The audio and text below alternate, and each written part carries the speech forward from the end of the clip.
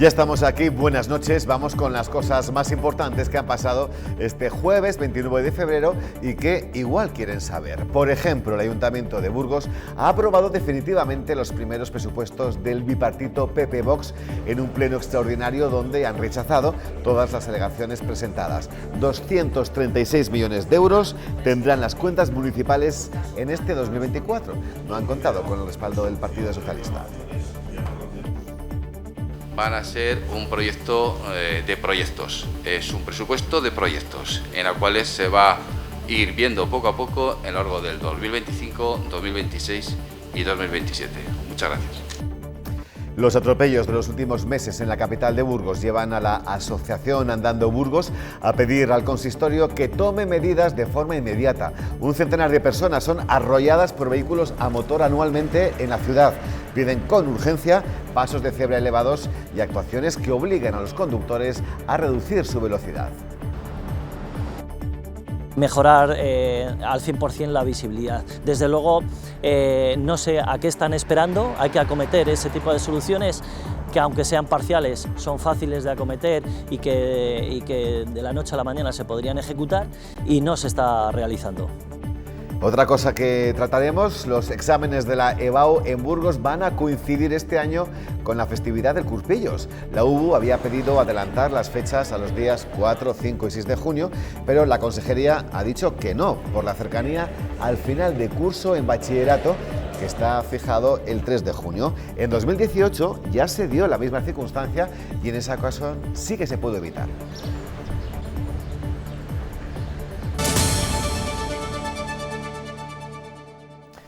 Y hoy analiza en la actualidad Santiago Bello. Bienvenido, buenas noches. Muy buenas noches. José María Calzada, ¿cómo estamos? Bienvenido. Muy bien, buenas noches. Nadie podrá decir que no está bien representada en esta mesa la Universidad de Burgos. Desde luego. Decano y catedrático. Muy bien.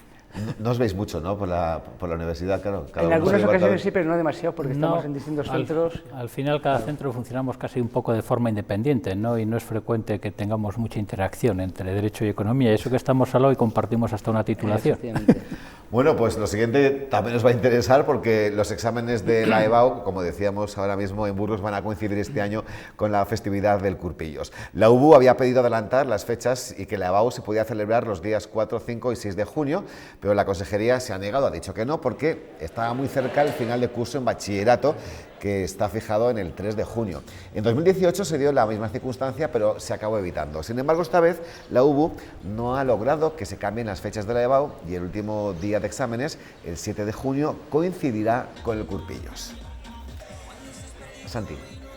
Un inconveniente, pero bueno, estoy seguro que la Universidad de Burgos o la organización y decirle a los estudiantes que tendrán que hacer un examen tan importante como es la EBAU en una fiesta de la ciudad. Pero yo creo que, más allá de ese inconveniente que lo es, incluso para la propia organización, yo creo que dado que es una prueba única en Castilla y León, no nos queda otra que aceptar el criterio de la Junta, aunque no lo podamos compartir como universidad. ¿Qué consecuencias tiene esta negativa de adelantarlo? Bueno, pues lógicamente que en una jornada festiva pues no es lo más propicio para hacer un examen, ¿no? Y pues supone pues probablemente pues que a los alumnos no les sea tan fácil conseguir una concentración adecuada, aunque al ser el último día ya hacen la sesión optativa, ya han hecho un poco lo que es el grueso del lavado, y lógicamente también supone un inconveniente para los profesores que examinan, para la organización, como ha comentado Santiago, ¿no? el poder tener que realizar este examen en unas fechas que en la capital son festivas. Es una pena, ¿no?, que no se haya podido trasladar, pero bueno, también el tema es que es regional y que tiene también la ventaja de que se hace muy próximo a la finalización del bachiller, ¿no?, con lo cual también facilita el que los resultados puedan ser mejores. Claro. Pues lo único ventajoso es que este año la fiesta del Parral se va a trasladar a la Quinta por las obras previstas por Patrimonio Nacional en el Parque del Parral, con lo que no habrá problema en las vías de llegada a las facultades donde se celebran las pruebas del lavabo. Es lo único positivo que tenemos en este caso. Hubiera sido complicado no solamente por el acceso y la salida, sino por el propio ruido. Claro, hacer un examen de que te exige mucha concentración con un entorno ruidoso es muy complejo para los estudiantes.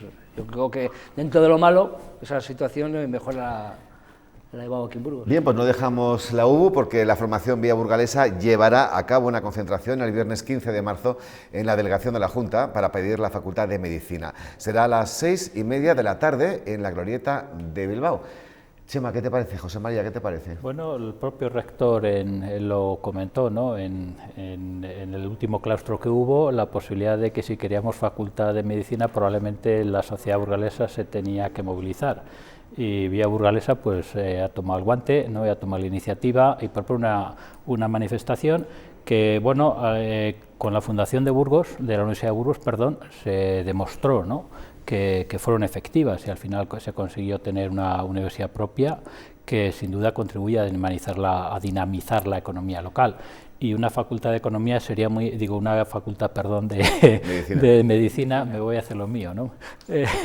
Pues sería, yo creo que también muy positivo para la ciudad de Burgos, para los padres que sus niños tienen que salir fuera, sus hijos tienen que salir fuera a estudiar medicina, y sin duda sería un gran impulso para nuestra universidad poder disponer de esta facultad teniendo el hospital que ya tenemos, ¿no? Ciñéndonos a la concentración, motivos sobran, ¿no?, para llevarla a cabo. Pero ¿no creéis que en vez de ir cada uno por un lado habría que organizarlo a nivel un poco más, contando con todos los agentes sociales y conseguir algo más mayoritario? Yo fíjate, insistiría en que esto sea más continuo, que es una primera acción inicial que me parece positiva. La han tomado, posiblemente el partido Vía Burgalesa no tiene mucha visibilidad y ha aprovechado esta ocasión para adquirir cierto protagonismo. Pero a mí sería más interesante que, bueno, que sea una primera iniciativa y que tenga continuidad, ¿no? Igual que cuando se hizo la manifestación que se promovió para exigir infraestructuras en Burgos.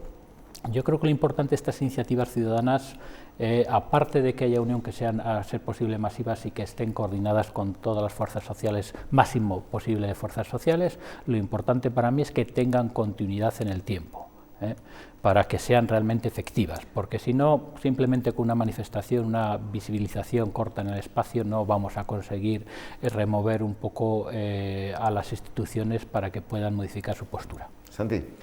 Bien, comparto plenamente el objeto de la manifestación. Facultad de Medicina, por supuesto, que la Universidad de Burgos lo necesita la propia ciudad. Sobre la valoración del instrumento de la manifestación, me parece que es legítimo y por lo tanto no se le puede poner ningún pero a lo que ha hecho Vía Burgalesa.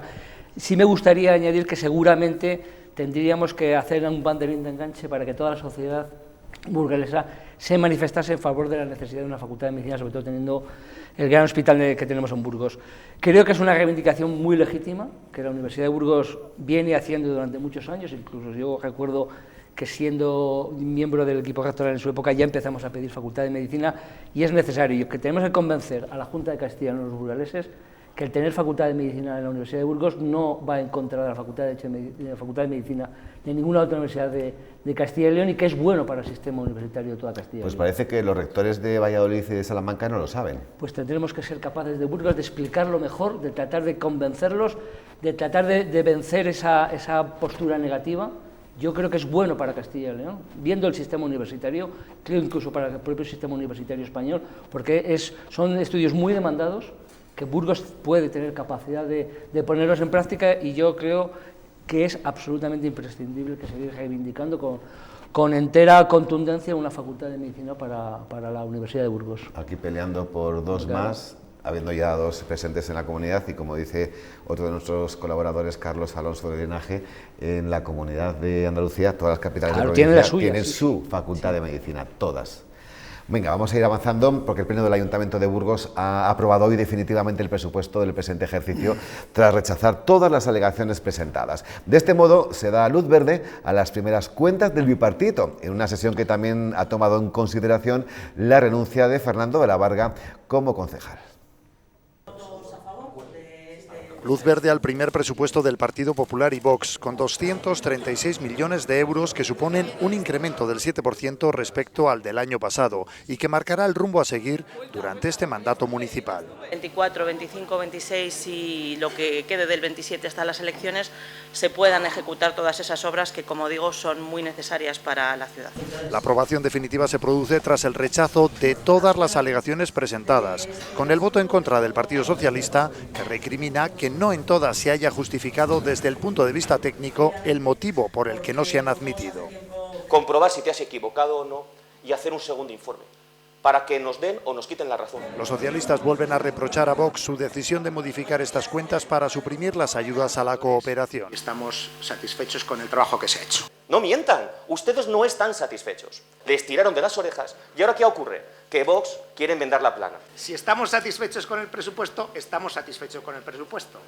No hable por mí. Sesión extraordinaria que también ha tomado en consideración la renuncia del edil popular Fernando de la Varga tras dar positivo en un control de alcoholemia. Agradecemos de verdad el trabajo que ha hecho durante estos meses y le deseamos toda la suerte en el camino futuro que emprenda. Muchísimas gracias, Fernando. El Pleno ha comenzado guardando un minuto de silencio en recuerdo a las víctimas de violencia machista, violencia intrafamiliar y también del joven vallesoletano Sergio Delgado, fallecido el pasado fin de semana tras ser agredido en La Flora. Pues ahí tenemos esas cuentas aprobadas ya definitivamente, esos 236 millones para el presente ejercicio. Primer presupuesto de este nuevo gobierno en coalición PP-Vox. José María. Pues bueno, es un presupuesto que considero bastante expansivo, ¿no? Aunque realmente sea un incremento del 7%, que no parece tanto, pero si vimos, recuerdo que ya comenté aquí, me tocó comentar justo cuando se presentó el proyecto de presupuestos. El borrador. El borrador del proyecto.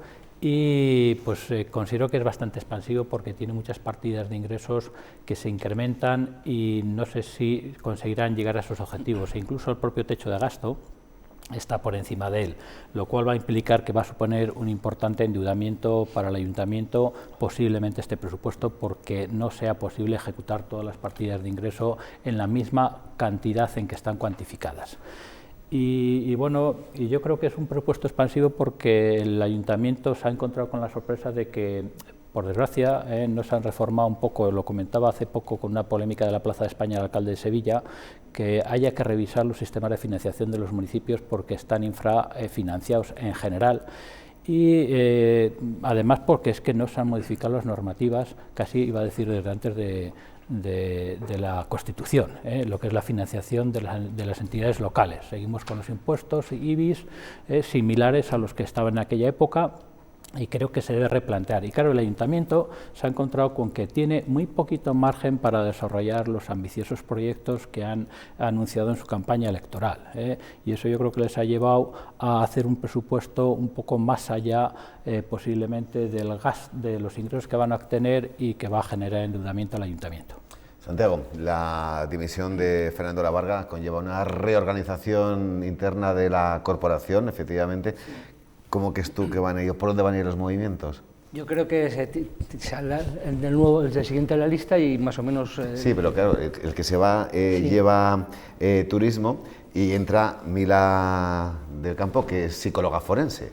Entonces, por ese perfil... Pues ahí tendrán que barajar las distintas capacidades. De todas formas, hay un aserto que dice, no en el ámbito local, sino en la política general, que el mejor político no es el que más sabe, sino el que es capaz de hacer trabajar a sus técnicos, que son los que saben. Por lo tanto, ojo con, tiene que ser un especialista, puede ser una persona que a lo mejor es especialista, pero es capaz de generar grupos de trabajo y hacer que funcionen bien la organización de esa concejalía. O sea, que más el conocimiento del área, ¿llevarse bien con los técnicos? No, ser capaz de organizarse bien y de exigir a los técnicos y a todos los empleados de esa concejalía que funcionen bien. Y yo creo que ese aserto es bueno, es básico, porque a veces, si yo sé mucho de una cosa, ¿cómo voy a aceptar ideas que vayan contra las mías? Porque yo sí sé y ellos también saben. Quiero decir que a veces el mejor político no es el especialista en esa materia. Y eso ha pasado mucho en muchos ministerios, por ejemplo en el de Justicia, que a lo mejor no ha habido un gran jurista, pero sí una persona capaz de organizar a sus equipos. Y yo creo que perfectamente puede hacerse en Burgos. De acuerdo, pues venga, avanzamos. Les contamos ahora que Diario de Burgos desvelaba hoy más detalles de la investigación sobre la agresión mortal del pasado fin de semana en la que fallecía Sergio Delgado. Nos cuentan en Diario de Burgos que la jueza sí que ve una posible agravante de odio en el crimen, ya que en el auto de prisión habla de varios testigos que ratifican la procedencia de la víctima como detonante. Asimismo, podría descartarse la imprudencia por la violencia del golpe a Sergio Delgado, es decir, el golpe fue violento. Así que en esta situación el detenido podría ser acusado de homicidio doloso, cuya pena iría de 10 a 15 años. Santiago. Sí. Yo primero quiero solidarizarme con la familia de la víctima. Creo que no se puede morir de esa forma, que venir a celebrar un acto festivo en la ciudad de Burgos, cualquier persona, con independencia de su religión, no puede desembocar en una muerte. No hay relato que sostenga eso en primer lugar. La familia de la víctima, el amigo que se iba a casar, protagonista de la despedida de soltero, la madre del agresor. Aquí hay muchísimos damnificados. Terrible. Es una situación terrible. Yo confío que esto que ha pasado nos haga reflexionar a toda la sociedad en general de que la violencia es absolutamente inasumible, pero completamente inasumible. No hay nada que justifique la violencia. Yo, eso, en primer lugar, como decano de la Facultad de Derecho, la violencia es lo último que se puede hacer. Con absoluta prudencia, a la pregunta que me haces, con absoluta prudencia, porque lo que tenemos son noticias periodísticas seguramente muy fiables, pero noticias periodísticas y con la presunción de inocencia que cualquier persona tiene en un Estado de Derecho como es el español, que yo siempre he venido aquí a defenderlo, lo que ha dicho la jueza es bastante razonable. La jueza de instrucción ya ha dictado un auto en el que ella, como dicen los franceses, la huele a que haya dolo por la violencia. Puede que la acusación, incluso el Ministerio Fiscal, en un momento dado puede hablar hasta de asesinato, porque puede haber alevosía, por lo que nos dicen los medios de comunicación, fue muy rápido el acto. Si además se pone la agravante de delito de odio, por decir, eres de Valladolid y por eso te doy este puñetazo, podría incluso ser una pena superior hasta 20 a 25 años. Disculpa, la alevosía no tiene que llevar implícito una premeditación en el tiempo, ¿no? Se separa. La alevosía es, lo hago tan rápidamente que te impido reaccionar. Y parece ser que el agredido, el fallecido, no pudo defenderse, ni tan siquiera pudo apartar la cara, hacer cualquier gesto de defensa, porque fue tan violento y tan rápido y tan imprevisible lo que le pasó, y ahí puede entenderse seguramente que la acusación particular, incluso puede que hasta el Ministerio Fiscal, pero eso ya dependerá del futuro, puede hablar incluso de alevosía y agravar todavía más la pena y la condena. Es una situación absolutamente terrible, tú lo decías, y desde un punto de vista jurídico muy grave. Un fallecido, además de esta forma, de un golpe directo a la nariz que le produce la muerte, no la caída sino el golpe, es una situación muy muy grave en el ámbito jurídico, y yo por eso confío que, garantizando el derecho de defensa del acusado, se produzcan todas las pruebas que determinen con claridad, con rotundidad, qué es lo que pasó, cómo pasó y cuáles son las circunstancias que acontecieron en el iter criminis, porque desde luego es un hecho para mí muy repugnante. Aprovecho a decir, dado que soy futbolero, ¿me permites? Sí, claro. Que el fútbol nunca puede ser identificado ni ser relato para la violencia. El fútbol es un espectáculo deportivo, la rivalidad deportiva es sana, pero se queda en el campo de fútbol. ¿Y qué lectura le das a que no pasara a disposición judicial inmediatamente? Puede ser que la policía tratase de agotar los interrogatorios, eso ya queda dentro de la capacidad de acción policial, sí. Y hay que respetar, porque claro, la policía también, además la policía tiene la ventaja, y es también una cuestión muy delicada, que es la primera autoridad pública que habla con el acusado, porque luego pasa a disposición judicial. La policía tiene que tratar de identificar, valorar todas las pruebas, todas las conjeturas, y además, por lo que se decía, claro, un grupo numeroso de gente que a las 5 de la mañana tenía su capacidad volitiva y cognitiva muy limitada, y seguramente uno de los argumentos que utilizará la defensa será un atenuante que puede ser mi capacidad volitiva, he bebido mucho alcohol, quedó limitada, atenúese la pena por ahí. Un día tenemos que hacer un debate sobre ese atenuante, ¿es bueno o no? No sé si es bueno o no, es justificativo de los hechos que acontecen en algunos lugares. Desde un punto de vista de política criminal, eliminarlo supondría tanto como decir que hay gente que bebe y no le pasa nada, todos sabemos. Y el beber alcohol es lícito en nuestro país. Claro, si decimos ese atenuante desaparece, entonces estamos diciendo que pasan cosas derivadas del consumo de esas bebidas y entonces hay que valorarlas. José María. Bueno, yo en primer lugar también manifestar mis condolencias con todos los afectados por esta dramática situación que ha conmocionado tanto a la ciudad de Valladolid como a la ciudad de Burgos, ¿no? Y a partir de ahí ratificar lo que ha dicho Santiago, sobre todo contra todo entorno que facilita, que justifica de alguna forma la violencia, y algunos de ellos, por desgracia, Santiago, están relacionados con el deporte, con el fútbol concretamente, ¿no? Sí. Incluso desde las bases del fútbol, ¿no? Se manifiestan actitudes muy violentas que yo creo que los clubes no toman las medidas suficientes para evitarlo, quitando a todos estos grupos que tienen ciertas manifestaciones violentas, radicales, echándoles y expulsándoles y no facilitando que formen asociaciones, que formen grupos, ¿no? Tampoco entiendo la justificación en base a que en las zonas de ocio, como consecuencia de un exceso en el consumo de alcohol, se puedan generar actitudes violentas. tampoco es un atenuante respecto a la normativa, no, está así, pero lógicamente no es admisible.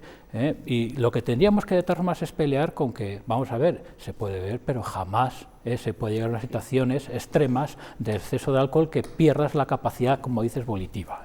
No se debería admitir ese tipo de situaciones ni justificarlas nunca. Y después también el problema de rivalidad entre ciudades, o sea, que es que a veces no somos conscientes de que a todo lo acusamos, a veces nos hacemos las víctimas y bueno, gente que no es muy consciente o en situaciones como las que han acontecido en este caso, pues llevan hasta violencia y por el hecho que te manifiestes que de una ciudad a otra te lleves, se genere violencia, ¿no? Yo creo que el problema está en que tenemos que ser mucho menos comprensivos en todas las circunstancias con la violencia, en fútbol, en deporte, en entornos de ocio, que también, por desgracia, surgen muchas veces. Que se estaba empezando a normalizar. No sé si manera, pero a ver como decía José María, como algo... No a estos niveles. No, que es causa-efecto. Sí, yo creo que hay que ser aquí muy contundente. Pero desde un punto de vista también de la educación de las personas, es decir, tratar de hacer, bebes alcohol, tienes hasta el punto que tú controles, claro, que tu capacidad volitiva te permita no hacer cosas que no tienes que hacer. Venga, pues vamos a continuar porque a raíz del atropello del lunes de un pequeño de 5 años y su padre en la avenida Castilla y León, la asociación Andando Burgos ha emitido un duro comunicado. Vuelven a reclamar que en el medio plazo la ciudad y sus calles se diseñen pensando en las personas y no con el coche como eje central. Y a corto plazo piden al Ayuntamiento de Burgos extremar la vigilancia en los límites de velocidad, entre otras medidas. Las cifras de atropellos son superiores en Burgos que en las ciudades de nuestro entorno.